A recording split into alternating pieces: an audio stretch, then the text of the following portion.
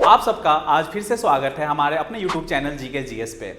यहाँ पे हम कुछ ना कुछ नया सीखते हैं। तो आज का हमारा टॉपिक है कि भारत के जो पीएम है और श्रम मिनिस्टर है वो नए कानून लेके आए हैं, रोजगार से रिलेटेड है, वर्किंग लाइफ से रिलेटेड है, टाइम का वर्क लिमिट फिक्स है। तो टॉपिक जैसा कि आप देख रहे हैं कि वर्कर के अधिकार अब कैसे बदलेंगे, भारत के नए लेबर कोड, मतलब इंडिया के कुछ 4 न्यू लेबर कोड आए हैं, उसी को पूरे डिटेल में समझेंगे कि इन लेबर कोड में क्या क्या मेंशन किया गया है, पहले क्या था और अब क्या होगा। तो शुरू करते हैं आज का वीडियो। जो ध्यान से देखना, आपको सारा कुछ एक वीडियो में समझ में आ जाएगी न्यू लेबर कोड में क्या क्या कहा गया है।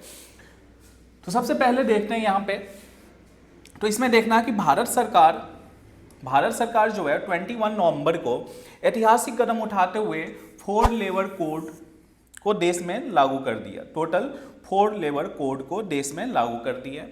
देश और पुराने जटिल 29 श्रम कानूनों को मिलाकर 4 नए कानून बनाए गए। आज़ादी के बाद से अभी तक इसमें सबसे बड़ा सुधार माना गया। इससे पहले कोई भी श्रम मंत्रालय या कोई भी ये वर्ड जो आज़ादी से चला आ रहा था वही चलते आ रहा था। ये कानून 21 नवंबर 2025 से प्रभावी हो गए। इसका मतलब है कि ये कानून अपने देश में लागू हो चुका है। कौन से कानून? 29 श्रम कानूनों के साथ साथ 4 नए कानून। अब इस कानून में क्या है, क्या कहा गया था वो देखते हैं। तो इसमें जिस दिन ये कानून आए तो उस दिन 2 ट्वीट आता है, एक हमारे देश के पीएम नरेंद्र मोदी जी का और एक श्रम मिनिस्टर मनसुख मंडाविया का। इसमें आप देखिए कि इसमें क्या कहा गया। Today our government has given effect to the 4 labour code. इन्होंने भी मेंशन किया है कि 4 लेबर कोड लाया गया। It is one of the most comprehensive and progressively labour oriented reforms changes. कहते हैं अभी तक सबसे इंपॉर्टेंट चेंज किया गया सिंस इंडिपेंडेंस। आज़ादी से पहले, आज़ादी के बाद से अभी तक किसी सरकार ने ऐसा नहीं सोचा था। It greatly empower our workers. It also significantly simplify compliance and promote ease और अधिक दिखाएं, मतलब आसानी से आप काम कर सकते हैं। ये है थीम दिया गया इसका। पेपर में आपसे रेलवे के एग्जाम में थीम भी पूछा जा सकता है कि इस थीम का क्या मतलब था। तो ईज ऑफ और अधिक दिखाएं, ये इसका थीम है। फिर श्रम मिनिस्टर कौन है आज के डेट में? तो डॉक्टर मनसुख मंडाविया। इन्होंने क्या कहा कि Modi government guarantee dignify for every workers. From today, the new labor code have been made effective in the country. They will ensure, ये क्या क्या इंश्योर करेगा? Guarantee of timely minimum wages, सारे वर्कर्स को टाइमली पेमेंट मिलेगी। Guarantee of appointment letter for the youth, काम यदि वो ज्वाइन करने जाते हैं तो उनको अपॉइंटमेंट लेटर के बिना काम नहीं कर सकते। गारंटी ऑफ इक्वल और अधिक दिखाएं, इक्वल वेजेस मतलब मैन और वोमेन दोनों को बराबर सैलरी होगी। तो ये दोनों लोगों की ट्वीट आई। अब जानते हैं इसके डिटेल में क्या क्या है इस कानून में।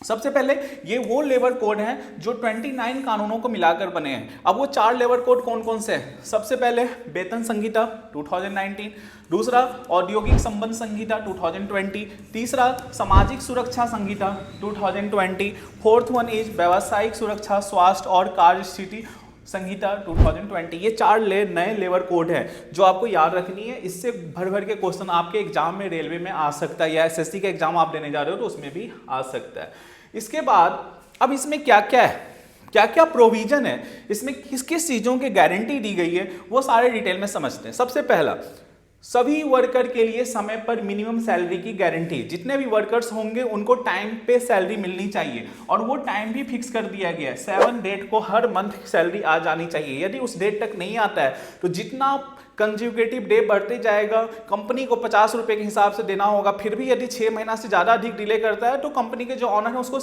जेल भी हो सकता है। ये भी इस कानून में प्रोविजन है। युवाओं के लिए अपॉइंटमेंट लेटर की गारंटी, महिलाओं के लिए बराबर सैलरी और सम्मान की गारंटी। अभी तक क्या होता था कि सेम पोस्ट पे महिलाएं भी काम कर रही हैं, सेम पोस्ट पे पुरुष भी काम कर रहे हैं, लेकिन दोनों को बराबर सैलरी नहीं मिलती थी। तो ये तो था ना प्रॉपर डिस्क्रिमिनेशन। अभी तक हम वोमेन एम्पावरमेंट की बात करते हैं, लेकिन कहाँ है वोमेन एम्पावरमेंट? तो अब इन सब चीज़ों पे फोकस दिया गया है। 40 करोड़ वर्कर के लिए सोशल सिक्योरिटी की गारंटी। फिर उसके बाद फिक्स टर्म एम्प्लॉय को 1 साल की नौकरी के बाद ग्रेजुएटी की गारंटी, मतलब यदि 1 साल वो नौकरी कर चुके हैं तो अब उनको पहले जब उस पर रखते हैं प्रोविजन पीरियड पे तो अब उसको हटा के रेगुलर कर सकते हैं। 40 साल से ज़्यादा उम्र के वर्कर के लिए फ्री सालाना हेल्थ चेकअप। यदि 40 साल से ज़्यादा वर्कर हो गया तो उसको हेल्थ चेकअप जरूर होगा हर 1 साल में। ओवर टाइम के लिए डबल सैलरी, यदि आप वर्कर से ओवर टाइम काम करा रहे हो तो आपको उसके बदले डबल सैलरी देनी पड़ेगी। खतरनाक सेक्टर में वर्कर के लिए 100% हेल्थ सिक्योरिटी, यदि कोई कंस्ट्रक्शन डिपार्टमेंट में या कोई डेंजरस काम कर रहा है तो उनको 100% हेल्थ सिक्योरिटी की गारंटी दी गई है। इंटरनेशनल स्टैंडर्ड के हिसाब से वर्कर के लिए सोशल जस्टिस की भी गारंटी दी गई है, जैसे इंटरनेशनल सिस्टम में होता है उसे इंडिया के अंदर उनको सोशल जस्टिस भी मिलेगा। ये इंपॉर्टेंट कुछ महत्वपूर्ण चीज़ें थी। इनके अलावा भी कुछ और चीज़ें वो भी देख लेते हैं। आईटी और सर्विस सेक्टर के कर्मचारियों के लिए सैलरी, जो मैं बात कर रहा था आपके पीछे, हर महीने 7 तारीख तक बैंक खाते में पहुंचना अनिवार्य किया गया है। इसमें नियुक्ति पत्र अपॉइंटमेंट लेटर देना अनिवार्य होगा, जिसमें नौकरी की शर्तें स्पष्ट होंगी, जिसमें टर्म्स एंड कंडीशन होती है ना, वो जरूर मेंशन करना होगा। ये नहीं कि आपने मुंह से बोला और काम पे रख लिया और काम शुरू हो गया, इसमें आपको जेल हो सकती है यदि कोई ऑनर है तो।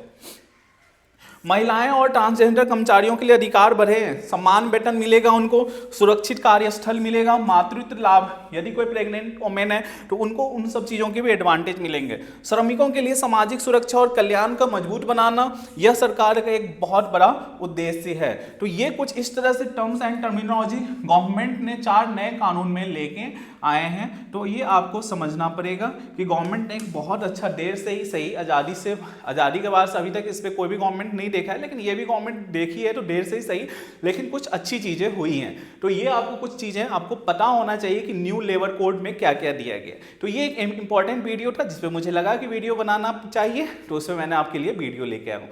ठीक, अगले वीडियो में फिर कुछ इंपॉर्टेंट इन्फॉर्मेशन के साथ मैं आप सबके सामने हाजिर होऊंगा। तब तक के लिए thank you and have a nice day.